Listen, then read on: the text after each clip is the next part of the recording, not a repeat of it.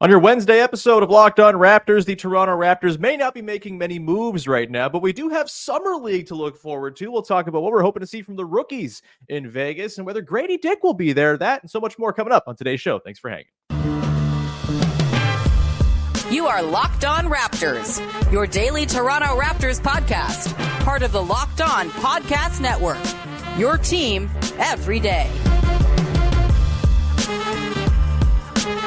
Hey, what's going on? And welcome to another episode of Locked On Raptors, part of the Locked On Podcast Network, your team every day. It is Wednesday, July the 3rd, and I'm your host, Sean Woodley. I've been covering the Toronto Raptors now for 10 seasons on various platforms. You can find all my work over on the Hell website at Woodley Sean. You can find the show on Instagram at Locked On Raptors, and you can join us in the Locked On Raptors Discord server. You know the pitch by now. It's free to join. Great place to come hang out and talk among sickos about your favorite Toronto Raptors basketball team and all of the moves they're not making right now this offseason. Come hang out. Link in the description. Free to join. Would love to see you become part of our listener family over on the Discord. Of course, you can find the show for free wherever you get your podcasts on the audio side of things. Follow, subscribe, rate, review, tell a friend. Much appreciated when you do that. You can also find us on YouTube. Find the Locked On Raptors YouTube channel. Hit subscribe and hit the notification bell button. You will get a heads up via push notification every single time the show premieres or goes live. Today's episode is brought to you by Game Time. Download the Game Time app, create an account, use code LOCKEDNBA for $20 off your first ticket purchase. Terms apply. All right, let's get to it on today's show. Talking about Summer League, talking about rookies. There's hope springing eternal for your Toronto Raptors with 4 draft picks coming in. Maybe only 3 will be there at Summer League. We'll get into that. We'll talk about Gradey Dick and where he might figure into the Summer League plans. And we will do a little bit of a temperature check on the Bruce Brown, will they or won't they trade him situation. And we'll do it all with our dear pal, Katie Heindl, who is here. Katie, you're going to Vegas very soon. You're going for an interminably long time. I'm worried for you, but I'm excited for you because I know you love that hot desert heat. How the hell are you? I'm doing well, but I'm a bit worried because it seems like it's the hottest heat it's ever been in my experience. We'll see. Just I love walking into an oven, I guess. Thankfully, the arenas have air conditioning where you can go and watch your Toronto Raptors rookies go do some stuff. We yet to have had an announcement on the Summer League roster for the Toronto Raptors, but it does seem as though Jamal Walter, Jonathan Mogbo, and Jamal Shead will be there. Ulrich Shamshay is with the Cameroonian national team for the pre-Olympic qualifying tournament, so maybe his participation will be dependent upon the results there and whether they qualify and all that stuff. So TBD there, I think. And then we'll get into the rest of the Raptors guys who might be there. We'll talk about Gradey Dick coming up. But Katie, this feels like a bit of a throwback Raptors Summer League a little bit kind of coming up here with some fresh faces, some rookies, and some guys who I think stand a chance of kind of giving the Summer League roster a little bit of structure and punch in a way that maybe hasn't had in the last couple seasons with, only a couple of draft picks here and there over the last couple years. What are you looking forward to? What is like your most excitable thing? That's not a sentence or a question. What is the thing that is making you the most excited about the Toronto Raptors at Summer League this year?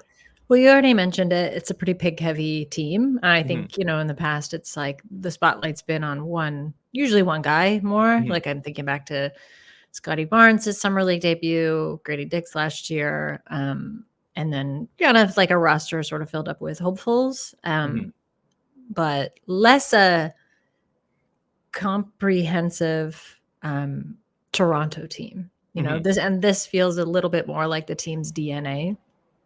Is more shot throughout the team, which is cool. So I'm interested to see. I mean, I think we always put a little bit too much stock in like, will the team play like the parent team? Right. It's never really possible. Of course, like the ethos will be there, but the coaching strategy should adapt to the team. I mean, generally, I would be excited to see a competitive Toronto Raptors Summer League team. I feel like that has not been the case in my last few summer leagues.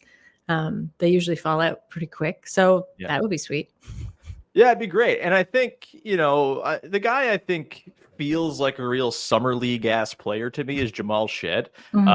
Just like guy who can come in, run the team, finger on the pulse. Obviously, if you haven't gone and seen the defensive exploits in film, go watch them. He's incredible to watch. He's super duper cool. I was actually checking out this morning No Ceilings. Of course, we had Max Bombach from No Ceilings on the show in the draft lead up, but that site on their YouTube channel had a breakdown of Jamal Shead's film with Jamal Shead, which is very cool.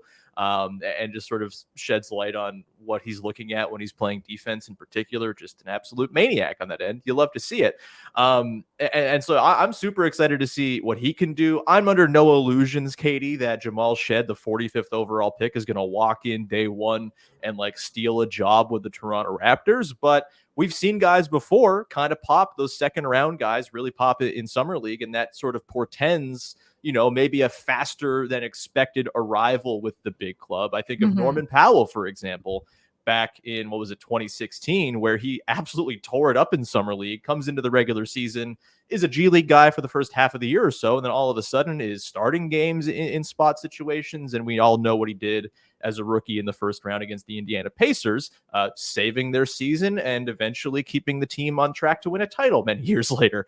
What do you got your eye on with Shead, or maybe Jonathan Mogbo or Jacoby Walter? Like any of those three guys in particular, are you kind of keying in on something you're looking for from them once we get to summer league? I think their readiness overall. I do think there's something to be said for like, though I have said this time and again, I think that the draft is like a crapshoot, and the numbering of picks doesn't necessarily equate to ready-made talent or ability.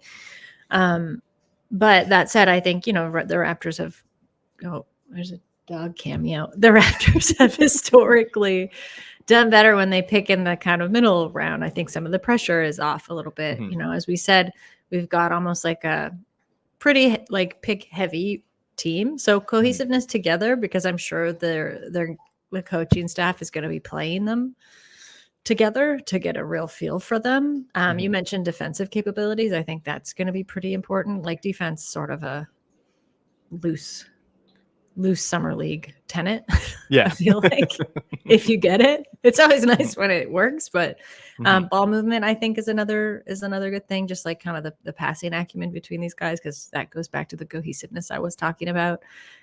You mentioned earlier, like I think before we started recording, but just like the physical makeup of these guys is a lot all the same, and it kind of matches a real Raptors-y prototype. So I think, to that length and potentially speed, I'll be looking to see, like, are they able to try and like get a lot of fast break points? Are they able to get up in transition a lot faster, a lot quicker? I mean, length doesn't necessarily always translate to speed, but that will usually give you a leg up in summer league as well, especially to get started. So I think those things for starters.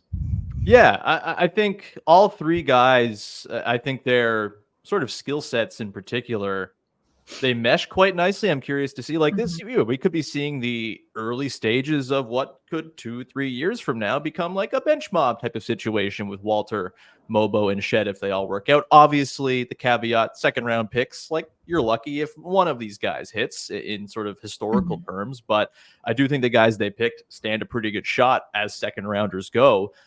Shead just sort of, yes, he's 6 feet tall. He plays much bigger defensively, and, is in there at a position of great need for the Raptors when it comes to backup guard play. And then Mogbo, like, you look at the positional chart of the Raptors, he kind of is the only wing and backup big, if you want to sort of squint and see him as that.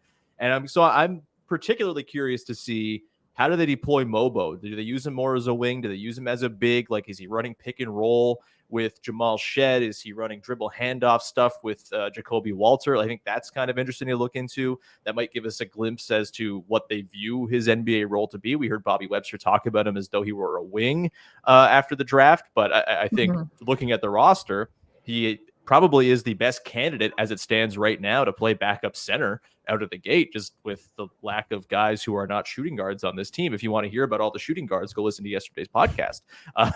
But yeah, that's it's going to be fun. I think I've usually been kind of a summer league skeptic / I'm going to, kind of catch up and watch the condensed games and not really dig in. But I think for the first time in quite some time, I'm all in. I'm going to be staying up to the wee hours to watch these games and get a feel for these guys, because the way the roster is set up, I think a couple of them stand a chance of getting some minutes as early as year one. I do want to get into, Katie, the shooting guard situation as pertains to Jacoby Walter and another guy who just might be there at Summer League, Gradey Dick. I'm fascinated to sort of dig into whether he should be there, how long will he be there for, what does he stand to gain from it. We will get into Gradey Dick and his Summer League fate coming up in just one sec.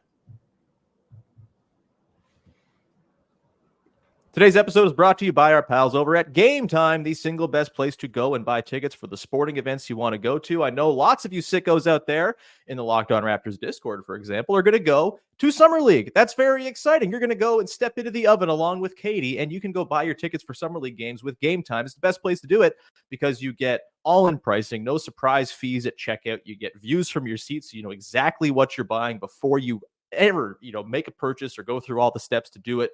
You get Game Time ticket coverage. Your purchase is covered with the most flexible customer service policy in the ticketing industry. There really is no reason not to use Game Time. And if maybe you're in Vegas, you're walking around, maybe you haven't had plans to go to a game, but you decide you want to, last minute tickets, baby. You can save up to 60% off buying last minute tickets for sports and also concerts, comedy, theater, and more. Hey, I'm going to Wilco tonight. I bought my tickets on Game Time. You can go buy your last minute tickets too and probably pay less than I did. Download Game Time app, create an account, use code LOCKEDINNBA for $20 off your first purchase. Terms apply. Again, create an account, redeem the code LOCKEDINNBA for $20 off. Download Game Time today. Last minute tickets, lowest price, guaranteed. All right, back at it here with Katie Heindl from Basketball Feelings and soon to be NBA Summer League. Are you like the president of Summer League at this point? I feel like nobody appreciates the form quite as much as you do. I mean, yeah, I guess at this point, I think this is the first year I will be credentialed through Summer League versus media. Right. Like I'm not going to have a media credential. So yes, more or less. I'm getting closer to the central nucleus of Summer League. I like to envision you walking around Vegas with like a scepter and a crown as the grand poobah of Summer League. We'll make this happen. NBA, let's get on it. Katie, let's talk about Gradey Dick, shall we? He, of course, going into year 2 with the Raptors, and it's always a bit of a coin flip as to whether second-year guys will or will not go to Summer League. I think the sort of dream for most second-year guys is they go to Summer League, they light it up in their first game, and then the team's like, all right, go enjoy Vegas, buddy. You've done your job. That feels like the sort of ideal vision for your second-year guy who kind of proves they're too good for Summer League. We know Gradey Dick had an up-and-down season, with the start of the year, having like a couple of weeks where it looked like, oh, he might kind of fit into the rotation here. Then obviously a big down spell where he was missing shots. He was physically not up to the speed and rigors of the NBA. They put him through the workout regimen, give him some protein shakes, whatever that whole thing was, and all of a sudden he's playing NBA minutes and looking pretty good down the stretch for an albeit pretty bad Toronto Raptors team. What would your expectation be here for Gradey Dick? Like we haven't yet gotten the roster announced. We might get that by the time you listen to this, frankly. I saw the Sixers Summer League roster get announced today, so we're in that time zone where we could start to see this. But before that official news comes down, should Gradey Dick be at Summer League, do you think? Yeah, I think he should. I think he's got a lot to be gained. I think just being again within a team ecosystem, traveling with the team, being around the coaching staff. Some of these coaches are obviously going to translate to his time with the Raptors next season. I think all of that is very valuable to him, especially in terms of his confidence and also being a represent. Why am I having such a hard representative? Sorry, I'm bad at words too. You're fine. I'm like representative of the parent team.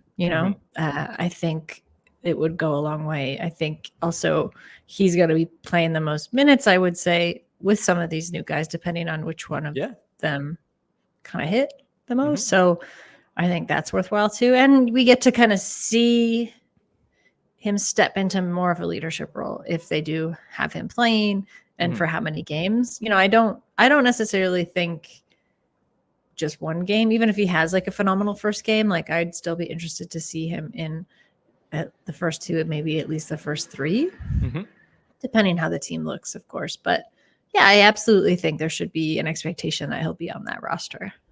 I'm with you. I feel like we've seen second-year guys sort of go less and less in recent years, and Yeah, Gradey Dick had a really strong stretch, in particular February, where he looked like, oh, this guy is at home on an NBA floor, and it's very nice and exciting.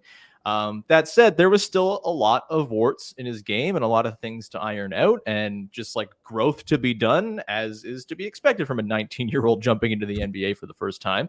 I think he should be there as well. I would be totally fine if he played the whole run. Again, like you're laying down the seeds of potential second units, shadow core type stuff for this team going forward, like they did in the past, and the 2015 through 18 stretch where they were just this player development monster. And I don't think there is literally any downside to having Gradey Dick going and playing the whole run of Summer League with Jamal Shead, Jonathan Mogbo, Jacoby Walter. Like, put those four guys on the floor together. That sounds like a blast to me. You have a little pick and roll running with Shead and Mogbo and Walter and Dick flying around and catching off the move. Like, that sounds really exciting to me, and something I'm keen on staying up late to watch, even if the game started at 11 o'clock. On the Gradey Dick conversation, I think we spoke about him a little bit recently on a previous episode, and sort of what he's got to work on this summer, what to sort of expect from him going into year two. I do think his status within the team is one of the more interesting guys to examine right now when you look at the state of the roster. Obviously, we've talked about this. We'll get into the Bruce Brown thing a little bit more to close out the show, but there's a lot of shooting guards on this roster. There's a lot of positional overlap, and there is just like I think if Gary Trent Jr. walks, a very open question as to who the fifth starter on this team is going to be. You could talk me into going big and having Kelly Olynyk, Jakob Poeltl in the front court. You could talk me into Bruce Brown if he's on the team, getting in there, even though I think that might be tough for the offense. But there is the argument to be made that if Gary Trent Jr. walks, the most like-for-like replacement in the starting five would be Gradey Dick. And the lineup that featured Quickly, Gary Trent Jr., RJ Barrett, Scotty Barnes, Jakob Poeltl last season was kind of the best thing they put on the floor at any point during the season for any sort of extended run. It was one of their most used lineups. They only played like 10 games together, but they absolutely ran teams off the floor to the tune of plus 12 points per 100 possessions. Not to say Gradey Dick, you put him in for Gary Trent Jr., and it's an instant replication of that lineup and the sort of chemistry they had. But geometrically, skill set wise, it makes some sense. What is your read on Gradey? Like, would you be comfortable going into next season with him as the starter, considering there probably isn't a whole lot in terms of high-end ambition for this team next season? Maybe you let him take his lumps, or is it too soon to throw him into the starting five? What do you think? Dude, I think at the beginning of last season, I was like, we're going to see him playing some starting minutes. I last year at the start of the year said he was going to be the best plus minus guy off of the bench, which was stupid and against everything I believe about rookies, but I got swooned by the movement off the ball. But I mean, like, given that I was quite ahead of the curve, maybe, but I was already ahead of myself. But I think that's pretty likely. And I think let him go in and mess up. Honestly, like, as you said, the expectations for the team are pretty reasonable. Be and stay competitive next season. If he can do that and establish some continuity rhythm, I think that's good for him, because of course, like the flashes we've seen from him where he does have that, he looks fantastic. He looks super confident, and then sometimes that goes away very quickly. So I think for him, consistency is key. Hence why I think the summer league reps, as much as they give him, are going to be fantastic for him. And give him a starting role. Yeah, I think as of today, not permanently. Right. I just want to clarify. But toss him into some of those lineups here and there. Sure. I think as of today, he would be my starting two guard for the Raptors. I think, they have a lot invested in him. Obviously, he was a lottery pick. He has the skill sets to sort of offset or sort of complement what the other best players on the team do. And I think, the flashes he showed last year of fitting into the system that Darko Rajakovic wants to run, the sort of making the next pass and play in the sequence, like, I think that is all there. The defense obviously is the massive question mark here, but defense was also a pretty massive question mark with Gary Trent Jr. And the sort of thing that puts it over the top for me is I think Gradey Dick is the type of player who is always going to be best playing with better players. He amplifies better players. Better players will amplify him. I think if he's playing in second units with Davion Mitchell or Jamal Shead running point and, some suspect, guys filling in on the wing or just like younger guys with less experience, I think that could be a context in which he really struggles. And so why not put him in the best possible situation to succeed and have a lineup, to be your starting group that plays, 15, 20 minutes a game together, guys who they're all invested in, guys who are all under contract for a long time here. Give it some time to grow and build into something and learn. Hey, like, can RJ Barrett hang at the 3? Is Gradey Dick a starting level player long term? I think I'm with you. I think I would just start him right now, obviously subject to change if Bruce Brown gets dealt for a wing who's able to step into that spot. But as of right now, I see despite the many, many shooting guards on the roster, I think I would have Gradey Dick put into that position right now in my sort of theoretical depth chart. Let's come back to the other side. Katie rounded out with a quick talk about where things sit with Bruce Brown. And, do we want to see a trade just for the sake of a trade? Is there a trade out there that makes sense? Is there like a sign-in trade with a Caleb Martin possible? We'll get into all that coming up in just 1 second to close out the show.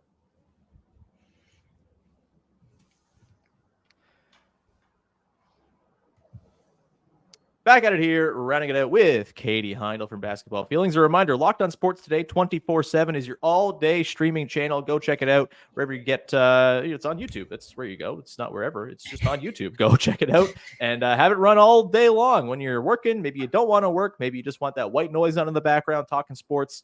Locked On Sports Today is your place to get the local stories and the national stories covered by the Locked On hosts in only the way that we can. All right, Katie. We're now on, what is it, day 5 of Bruce Brown watch since his option was picked up last Friday or Saturday, I guess it was. We are still waiting to see if the Toronto Raptors have a trade in the hopper for him or if he is just going to come into the season as an expiring contract that they maybe look to move at the trade deadline. How do you feel about this whole thing here, Katie? I think I've fully come around to, I like Bruce Brown as a dude. And I would not be like mad if he's on the Raptors, but it seems like maybe asset management wise, if we want to get ghoulish about it all, just declining his contract and opening up some salary cap space to go and try to pay somebody to come in and balance out the roster positionally might have been the better move, obviously subject to change if they can go and pull off a trade for Bruce Brown that brings in a Cam Johnson or whichever wing you please. What's your sort of read on where things sit right now? There has been so little reporting about Bruce Brown and potential targets that it almost is like weird to me. It almost makes me think that something is in fact up, but I have no idea. I'm just grasping at straws. It's July 3rd, Katie. What's your sort of general read and temperature check on the Bruce Brown situation as it stands here Wednesday morning, July the 3rd, with, of course, plenty of opportunity for things to change? I think because of the lack of reporting, that's not surprising. That's not surprising. We don't really tend to know the plans of the Raptors. Even some Toronto Raptors insiders get things very wrong days before they happen. So I think I wouldn't be surprised if they held on to him into the season. Honestly, I think when my first gut reaction to them picking up that option was like, this is going to be maybe someone they hold on to and see what happens maybe midway through the season. I don't know why. That was just kind of my sense, because it didn't feel to me they were trying to make some big kind of, roster shaping moves this summer, given the picks that they had in the draft. Also, I think the reticence of the front office in the past to make big swings, and now is not really the time for that, right? No. I do look at someone like, KCP leaving the Nuggets, and I think of, they're a little bit different, but in terms of what the market is for guys like that, I do think Bruce Brown is still in that kind of category. So obviously teams would be looking for it, but I imagine once the kind of big superstar sort of sweepstakes settle down, that would be the prime time for the front office to go and look and see all right, who wants to shore up their roster with somebody like Bruce Brown and with his skill set.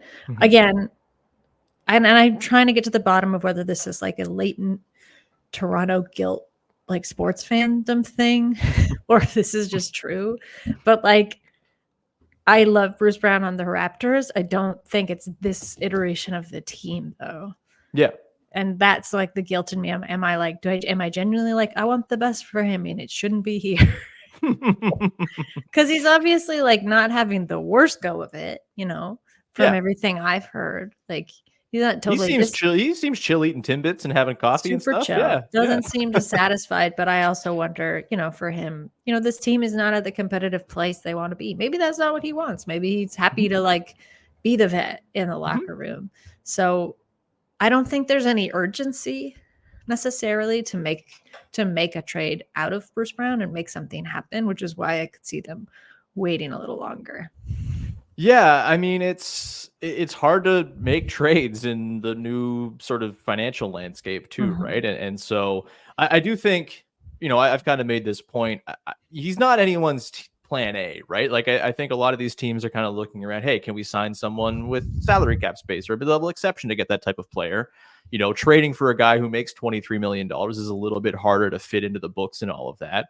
I do wonder if it's maybe something that happens after the moratorium ends, people start signing, the order of operations of moves takes place, and then everyone kind of sees where they're at. And maybe that's when a move can materialize. The thing, I'm with you. It doesn't seem like they're super urgent to move him right now.